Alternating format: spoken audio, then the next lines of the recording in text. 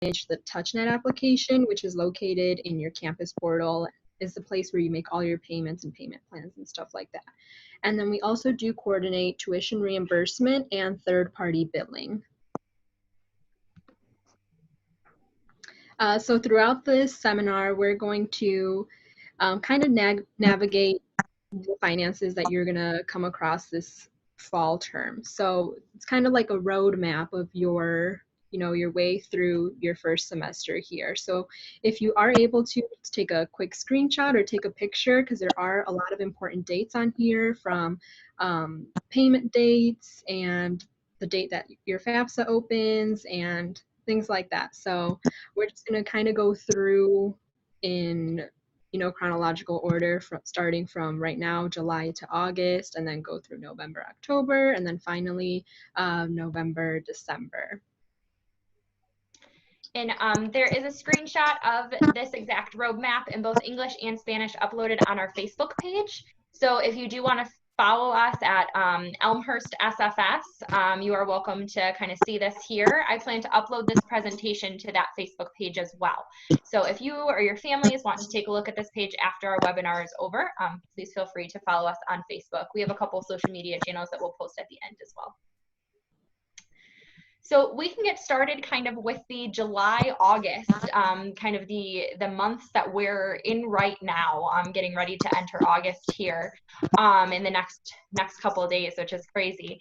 But what we really want you to pay attention to in terms of these months that we're in right now is really understanding your billing statement. Making sure you understand where your charges are coming from, making sure you understand what type of financial aid you have to assist with those charges, and then lastly, making sure you understand how much you're expected to pay for your tuition. Unfortunately, college is not free. We all wish it was, but understanding your billing statement will definitely help you prepare for those finances throughout the fall semester and the upcoming school year. Now, I know that we might have some spring 21 admits in the group today, which is great. Some of these dates are obviously pertinent to the fall term. So if you are coming in spring 2021, just go ahead and kind of advance by 5 months. Your information will start in December, January, as opposed to July, August.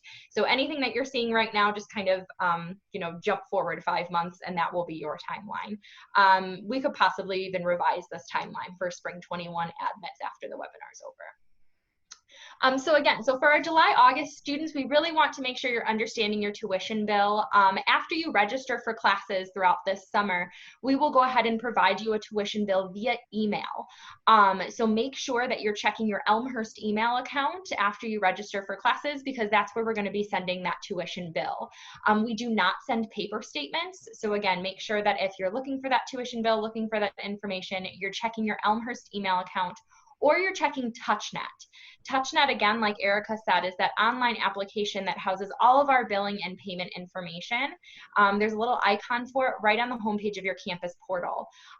Billing statements are wonderful. We print them and send them out to you via email every month, but they're only as current as the day they're printed. So let's say you received your billing statement on Friday, but you pick up a parking pass tomorrow. That billing statement's not going to show that parking pass. It's only going to show the information as of Friday, July 20th. So if you want the current information with updated charges between billing statements, definitely check that TouchNet account. That will have all of the information for you.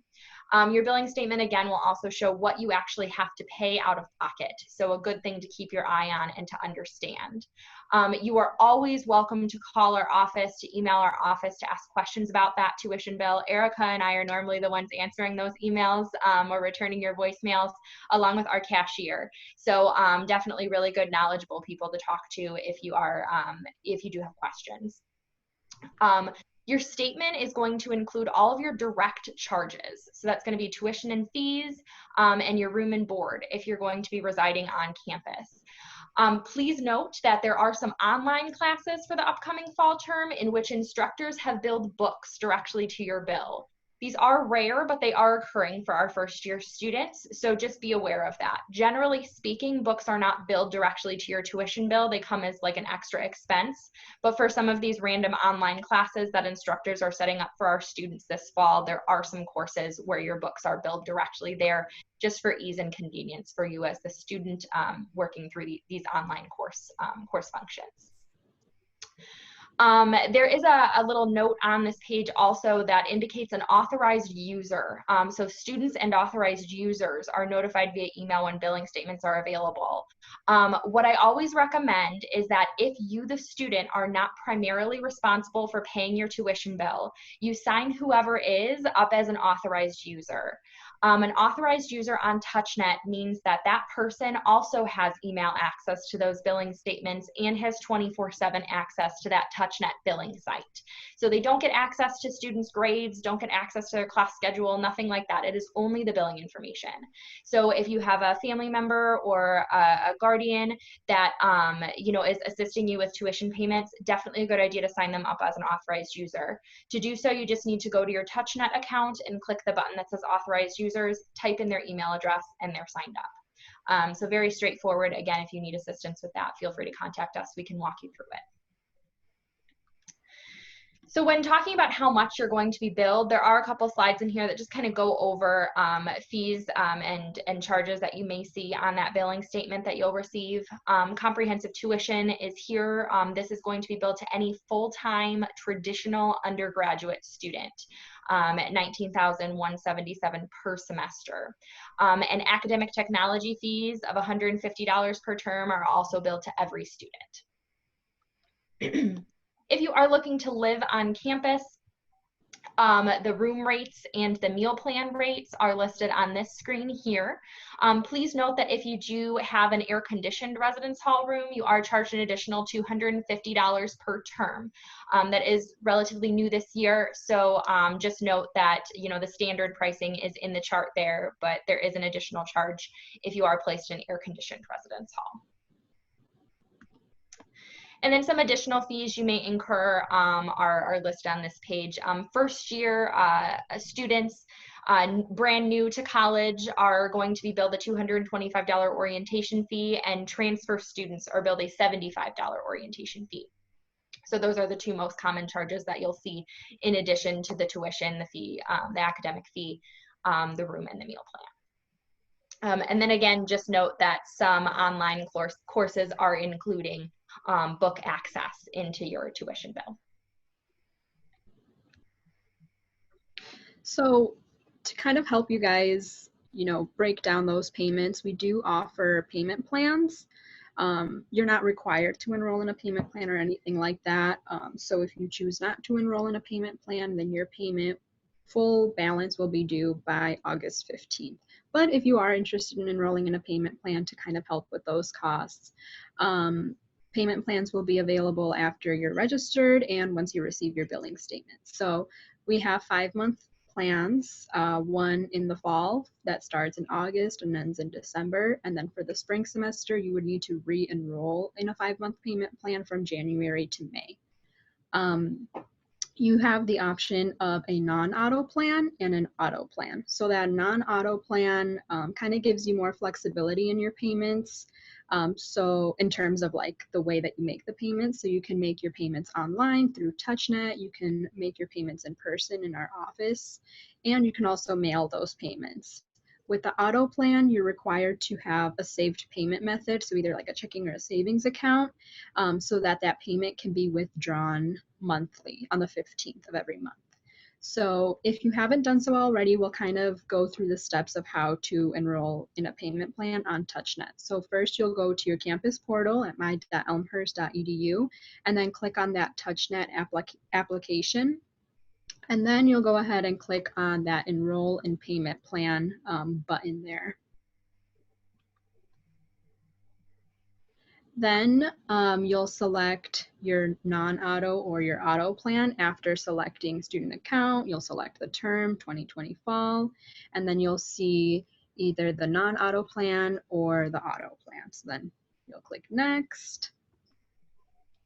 And then it'll break down your payment schedule.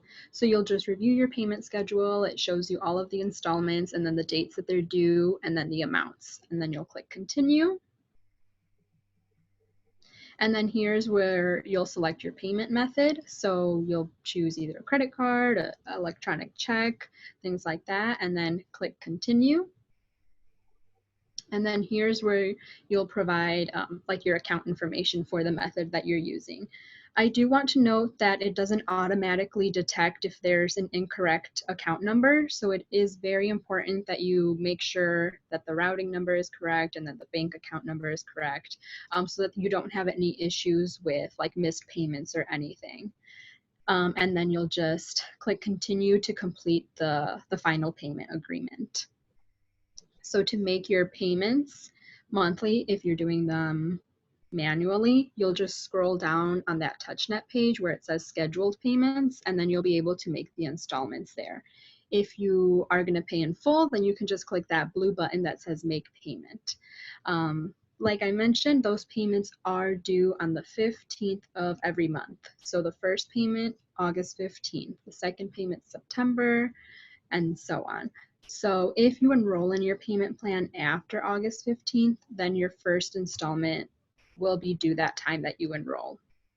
And again, fees are assessed for missed payments, late payments, and insufficient funds. So you'll see that in the breakdown when you're enrolling in your payment plan that there is a $90 late fee for those missed payments. And that's why it's very, very important that you stay up to date with your payments and also make sure that you're reviewing your TouchNet account regularly. So if you make any changes, purchase a parking pass, anything like that, then make sure that you go back in about 24 to 48 hours to see if you've been billed, so that you can stay up to date with those payments. If you do have any late payments or missed payments, then it could prevent you from registering for courses or making any changes in your course schedule, because there will be a business hold on your account. So those business holds are placed for any missed payments and things like that. So just make sure that you're always staying up to date with your TouchNet account.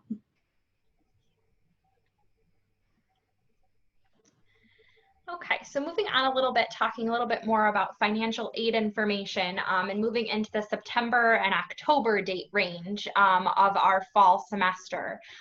We will really want to remind you at that time of year to complete your FAFSA for your second year at Elmhurst. So even though we're only a month into the first year, we're already asking you to think about that second year. So the 2021-2022 FAFSA application actually becomes available on October 1st of 2020. So go ahead and put that in your phones right now, mark your calendars in your kitchen.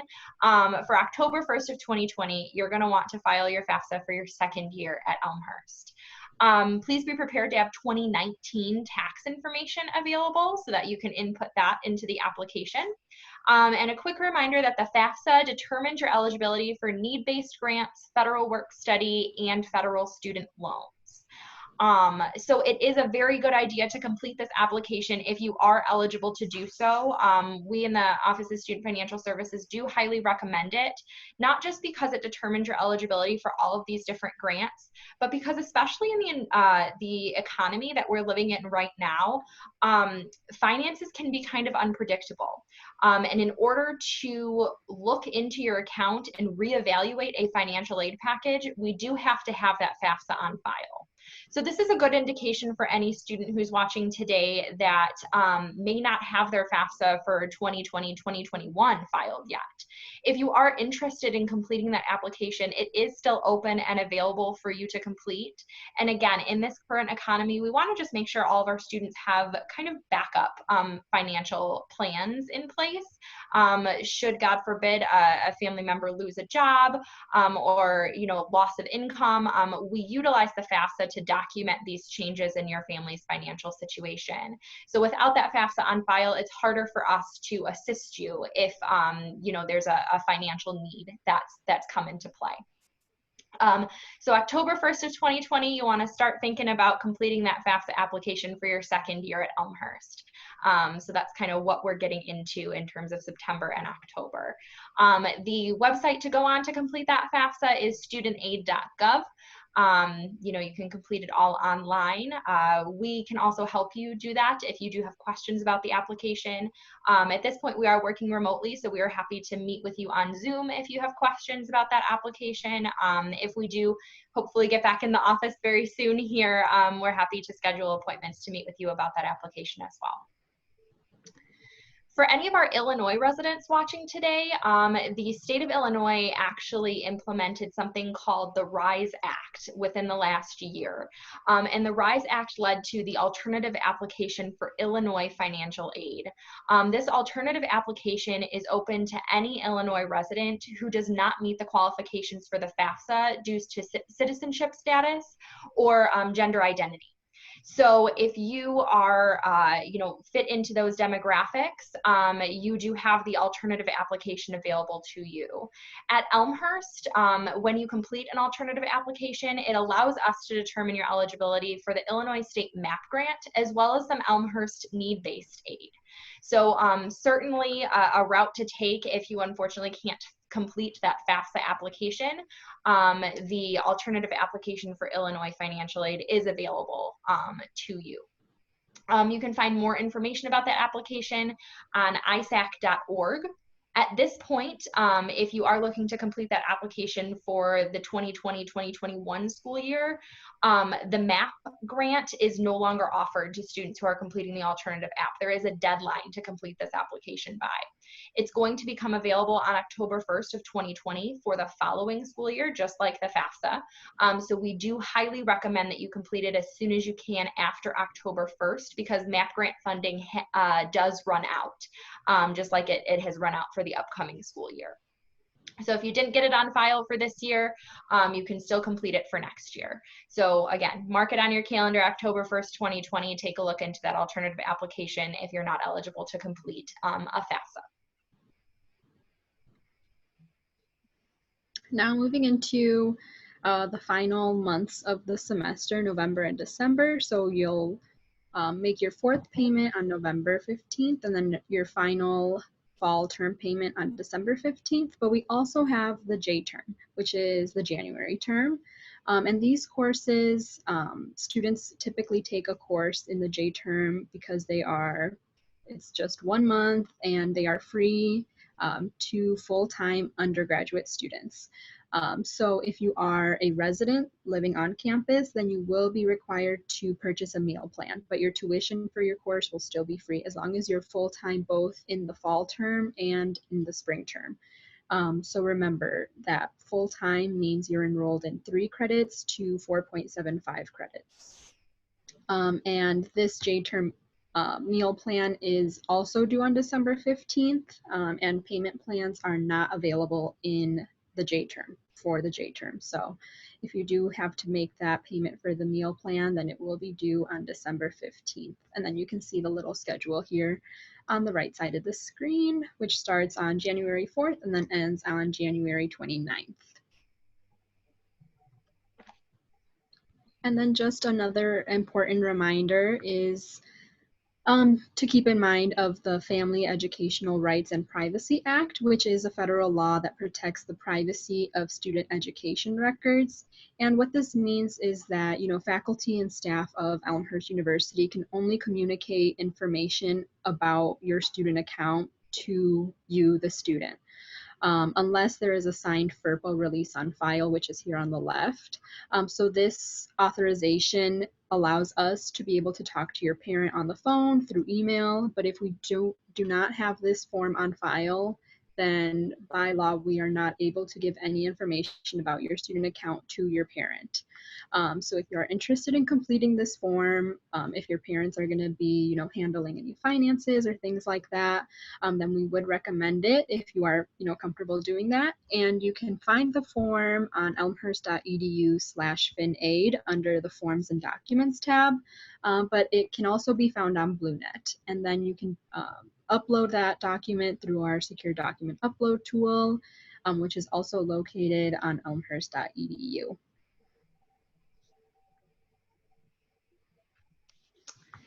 That concludes our little presentation. So we would love to open it up to any questions that you all came up with throughout the presentation or maybe came into the webinar with today. Again, you are welcome to visit us in Global Hall. At this point, we are taking appointments for phone calls and Zoom calls. Eventually, we will have an appointment schedule available for in-person appointments as well once we are back on campus. Our email address and our direct phone number is listed there, as well as our social media channels. We have a Facebook right now and an Instagram. So feel free to follow us there for important updates on your financial aid, as well as different fun events we're going to be doing throughout the school year, scholarship opportunities we get. So we post it all in our social media channels. So feel free to follow along with us there or reach out if you have any questions. Amazing. Thank you guys so much for taking the time to help our students. I really do appreciate it. Like I said, you guys are the experts, and it really does help coming directly from you. So I really appreciate your time. We do have quite a few questions that I'm just going to kind of go chronologically. They've been popping up since we started. So if that's okay with you guys, I'm just going to kind of work through some of the stuff we got. Sounds good. Awesome. Yeah. So can anyone on the call answer questions on military financial aid benefits? Yes, we'll just need some questions, right? For what questions can we answer for you? Yeah, so Erica and I are not the VA specialists in our office, but we do have a veterans benefit specialist in our office that we would be happy to provide contact information for. If you want, I can go ahead and put his information right in the chat box for anybody that needs. Perfect. Okay, awesome. I'll go ahead and enter that. Great, thank you. Are statements emailed and available to students only or also to their parents? We talked about that, right? The FERPA, they'd have to have that form filled out in order to get information to parents. Sorry, I answered your question. Sorry. When you pay for tuition, are you paying per semester or are they split by season, fall, spring, winter? Yeah, so your tuition bill will only have your fees for that semester. So for this upcoming fall, you'll only see your fall tuition, your fall fees, and everything like that. Then in the spring term, you'll get a new billing statement, and it'll have all of your spring fees. So you're not paying it all together for the entire year. You'll be billed per semester. And then in the J term too, if you decide to take that J term class and you're on campus, then you'll pay your meal plan separately too. Awesome. Thank you. Are the payment plans interest-free? Yes. So there is no interest for payment plans. They are free to enroll in, unless you use that credit card, right, Kelsey? Yeah, that's right. So payment plans are free to enroll in. There's no fee for payment unless you're using a credit card. There is a fee that goes directly to our credit card processor of 2.85% of whatever you are paying. But otherwise, if you're paying through electronic check or regular check in person or cash, there is no fee to be on the payment plan. Awesome. Thank you. If I accept my loan from FAFSA, is this loan split up per semester or is it allotted to one semester? Yeah, so it's going to be split up in half, just like your scholarships are. So if you were to go to your self-service account and review that information, let's say you have traditional first-year loans and you're offered $5,500 total, $2,750 will go to fall, $2,750 will go to spring. Great. Thank you. I should say thank you after every question. Sorry. If I take a J term, can I live at home and commute just for the J term? Yes. For sure. Yes. Yeah. You can commute if you'd like to for J term. Absolutely. How will we know if the classes are going to be online and in person? So that communication is coming out very soon about what each class is going to look like that you're registered for. So look out for that communication. Thank you, Joanne. I appreciate it. If we no longer need the federal loans, can we unaccept them? Yes, you can. Yes. So on self-service right now, unfortunately, once you accept them, there's no way to go back and reject them online. But if you just want to send our office an email, our email address is right up on the screen. We can certainly take care of that for you. Great. Yes, so you can definitely unaccept your loans. Is it possible to still get a payment plan? Yes, you can enroll in a payment plan up until that payment date, August 15th. And even if you are a little bit late and you enroll after August 15th, then your payment will just be due at that time that you enroll. So you still have plenty of time to enroll in that payment plan if you wanted to. Awesome. The hard deadline for payment plans is going to be September 15th. Obviously, in order to stay on track with the 5 months, we would certainly recommend you get in a payment plan before August 15th, so that way your payments are evenly spread out across those 5 months. But the hard day that we actually cut off payment plans, there's no more option for them, is September 15th. So as long as you enroll before then, you can at least pay in installments. Good. That's helpful to know. We applied for the Parent Plus loan. When do we know how much we are approved for? So if you just applied for the PLUS loan, there would have been a question on the application that would have asked if you want to specify the amount you're borrowing, or if you'd like to borrow the maximum. If you indicated that you would like to borrow the maximum and have the school decide, it may have already been updated on your account. Basically what we do at that point is we put the loan on the account for the remaining cost of attendance for the school year. So that loan would be for, the maximum amount of funds we can offer a student, which would cover their tuition, their fees, and their room and board if that applied. So you can check your self-service account. It normally just takes about 2 business days for us to update that information. So the amount you were approved for is most likely on your self-service account if it has been 2 business days. If you do need further information or would like specifics as to how we came to that number, feel free to go ahead and email us. We'd be happy to look into your individual account. Awesome. Can you explain work study a bit more, like what qualifies you for it and what it looks like? Sure. Yeah, I can take this one. So federal work study is a need-based form of earned financial aid. So in order to qualify for federal work study, we have to have a FAFSA on file because it is a form of federal financial aid. And you have to have a federal EFC, or estimated family contribution, below a certain certain number. This year for our allotment of work study, it's below 14,000.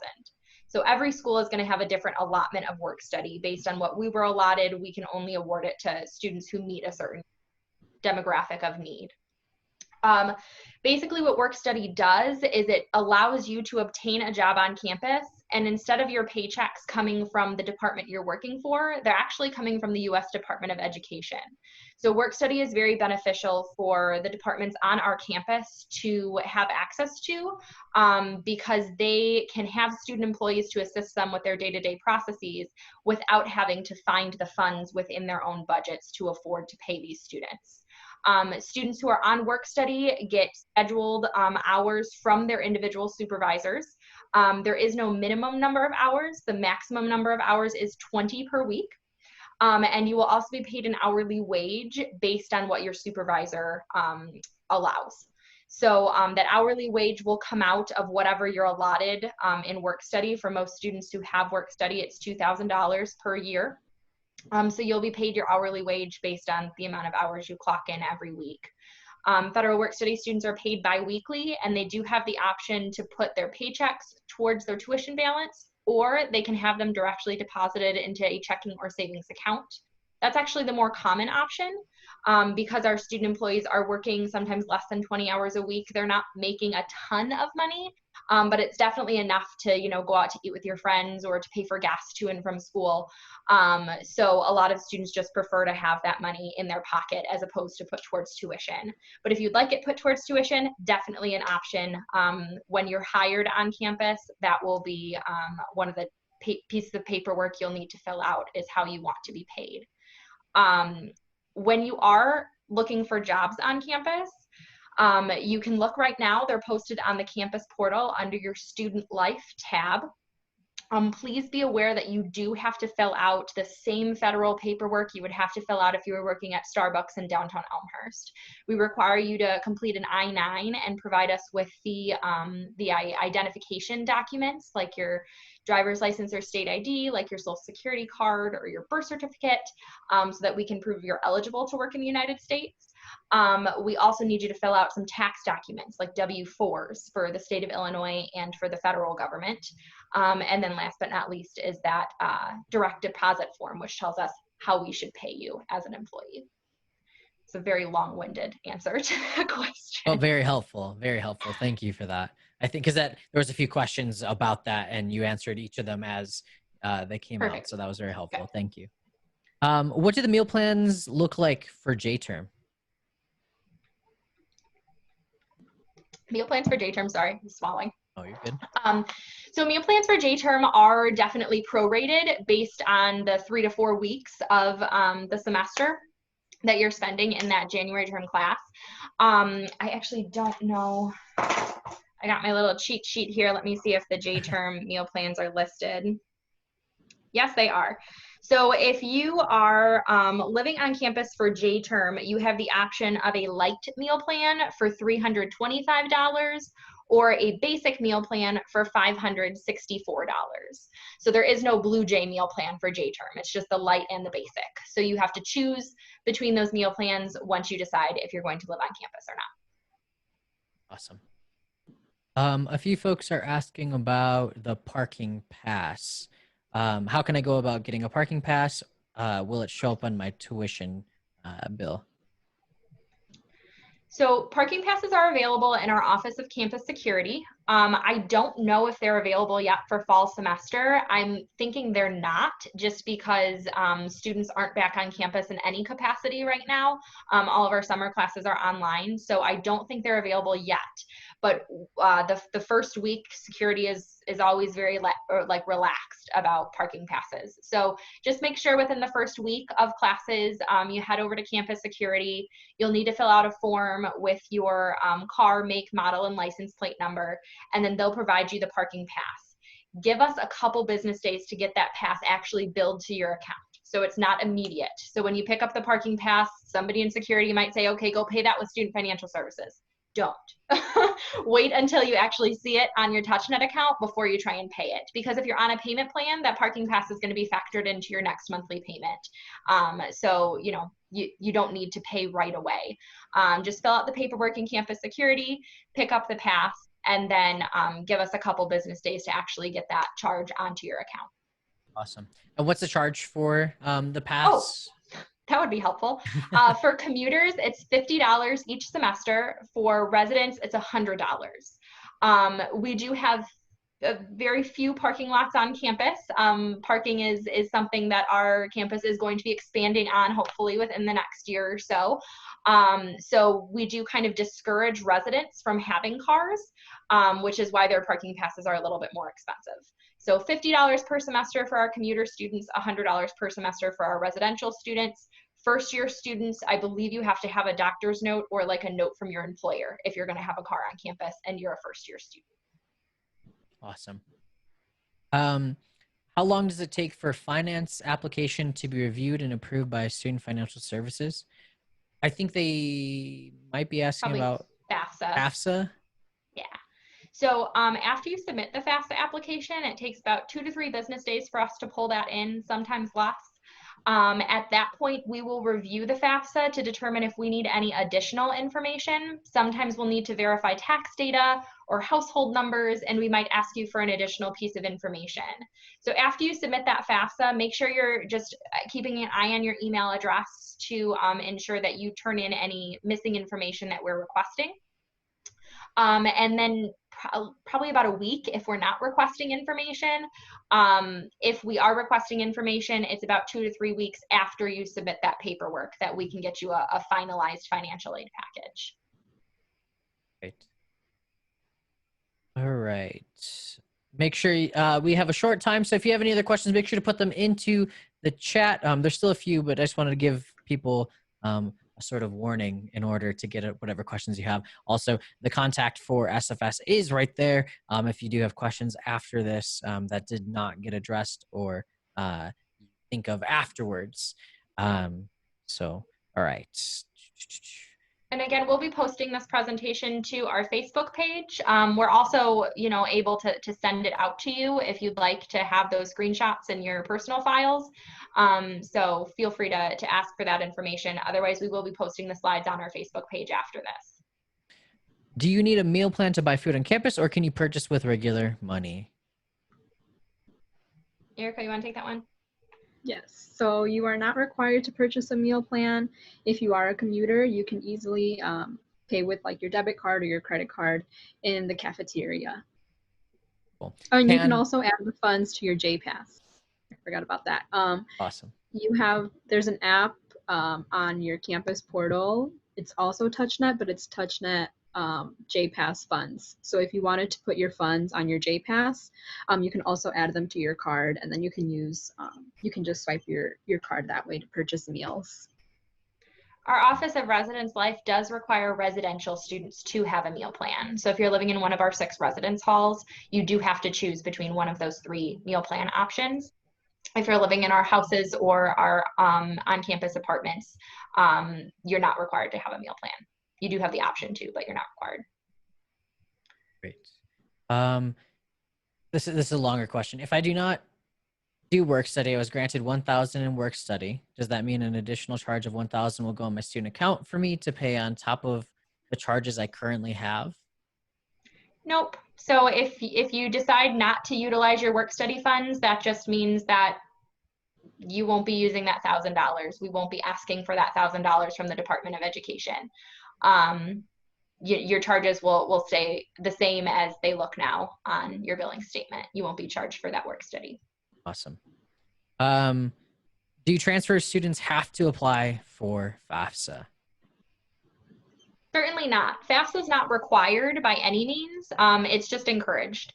So if you know that you applied at your previous institution and your finances have stayed exactly the same since then, and you don't want to complete the FAFSA, that's okay. Just know that if there is any situation where your finances do change, we will ask you to complete that FAFSA in order for us to re-review your financial aid package. My son is on the golf team, and he was told he could have his car on campus due to driving to the golf course. Who should he get approval from? That would be from Mark Molina in campus security. Awesome. Yep, working with campus security because they have to get to the golf course, right? Yeah, you're not going to walk all the way over there. Can't leave you stranded on campus if you got to golf. Exactly.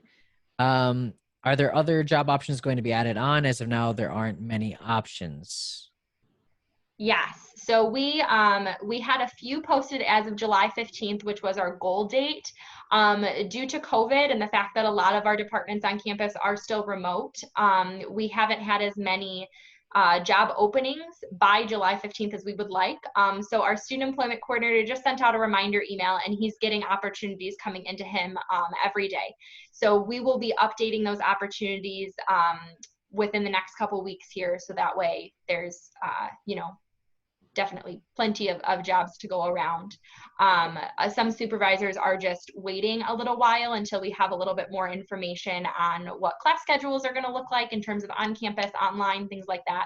So they know how to schedule their students and open up their schedules to new student employees. Awesome. That's good.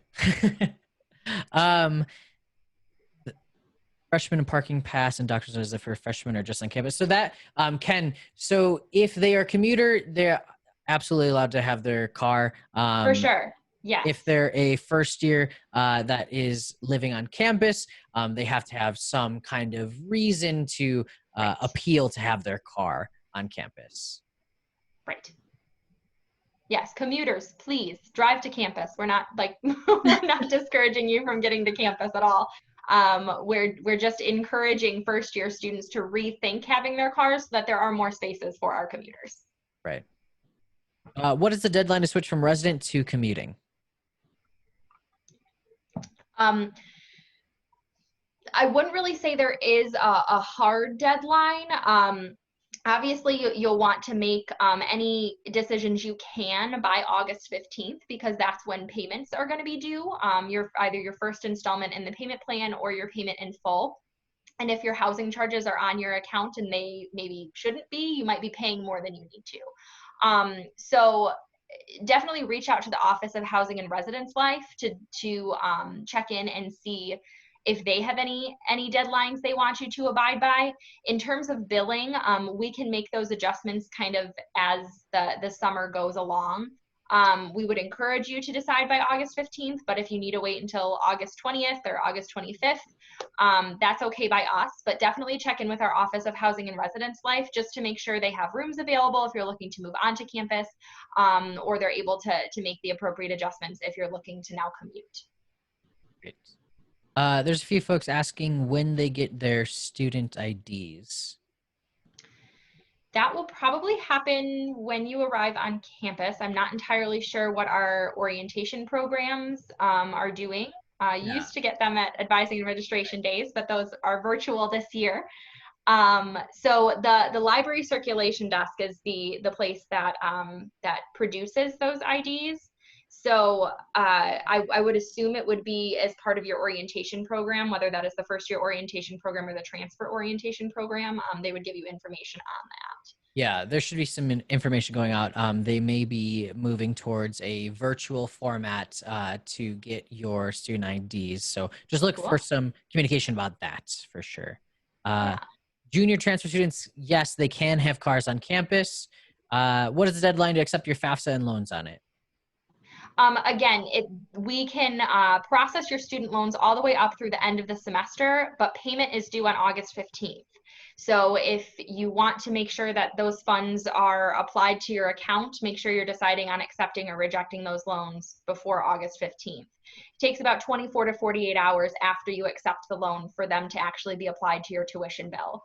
So at the very latest, August 13th, if you want those loans factored into your bill by the 15th, the first payment date.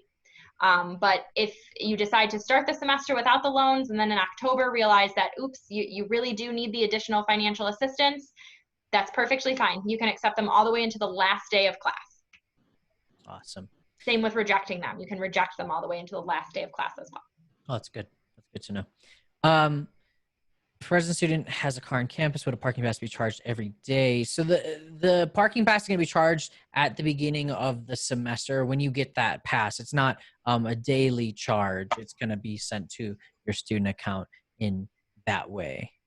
What do you know about future potential legislated student loan forgiveness, and what type of student/parent loan may be best if that were to happen? Yeah. So public service loan forgiveness is, and then there's also teacher loan forgiveness, are a couple different programs that are applicable to federal student loans currently.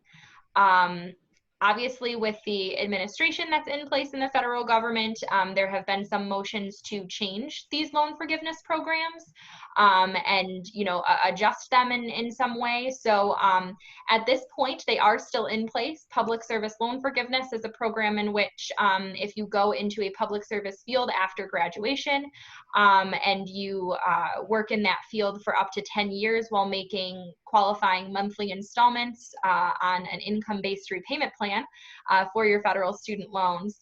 After those 10 years of service, you could have the remaining balance on your loans forgiven. Teacher loan forgiveness, there are some other stipulations there, but you have to work in education after graduation and again pay on your loans for a certain amount of time before the remaining balance is forgiven. So those programs are still in place right now, but again the administration in the federal government is the one that makes those makes those decisions. So if you personally have an opinion about those decisions, I recommend you vote in November. And just be aware of the different policies that are going on. But at this point, they are still in place. And I hope that they remain in place because they're helping out a lot of our alumni borrowers right now. More information, if you're interested in learning about public service loan forgiveness, can be found on studentaid.gov, same website that FAFSA application's on. You can also go to myfedloan.org and find information on what careers are applicable to public service loan forgiveness. Great. Thank you so much. There are a few questions that we're not going to be able to get to because we do have to end. There is another presentation, this same presentation, but in Spanish coming up. So we do have to get off of this virtual meeting. So thank you guys so much. The contact is right there if you do want to get in contact with SFS. They are amazing, friendly, helpful, and wonderful all in one. It's like a big ball. So Kelsey and Erica, thank you again so much for taking the time to help us out with this presentation. I really do appreciate it. I'm sure that our participants really appreciate it. They got a lot of questions answered that I'm sure were burning. So really thank you so much. Thanks, Tyler. Thanks, everybody. Yeah. Thank you. Have an amazing day, everybody. Bye-bye.